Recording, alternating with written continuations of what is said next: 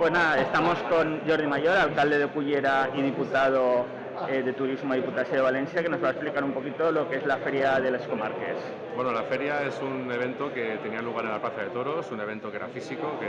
consistía en expositores, en empresas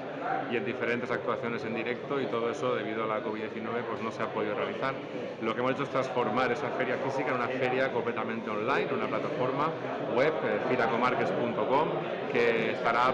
distribuida entre destinos y empresas, donde la gente va a poder incluso reservar sus pequeñas vacaciones, poder ver los destinos más atractivos de nuestra provincia y poder pensar y repensar cómo poder afrontar estos meses que vienen y poder hacer alguna escapaeta de fin de semana o entre semana a estos destinos o consumir experiencias turísticas de estas empresas. Al mismo tiempo tendrá lugar vía streaming, show cookies, actuaciones musicales, una gincana que aquel que la supere participará en un sorteo en el cual vamos a sortear experiencias turísticas de nuestra provincia y también un enlace directo con el evento World Day. En definitiva, es una plataforma que muestra lo mismo que había en la Plaza de Toros de manera física, de manera virtual, accesible para todos los públicos, y esperamos que la gente se anime, que entre, que participe y que intente pensar en esa escapaeta para estos próximos meses, que van a ser muy duros para este sector, que ha hecho los deberes, que el sector se ha esforzado mucho, que ha establecido protocolos muy estrictos sanitarios para que tanto los destinos como las empresas ofrezcan experiencias seguras, y creo que la ciudadanía tiene que conocerlo para saber que eso lo tiene ahí,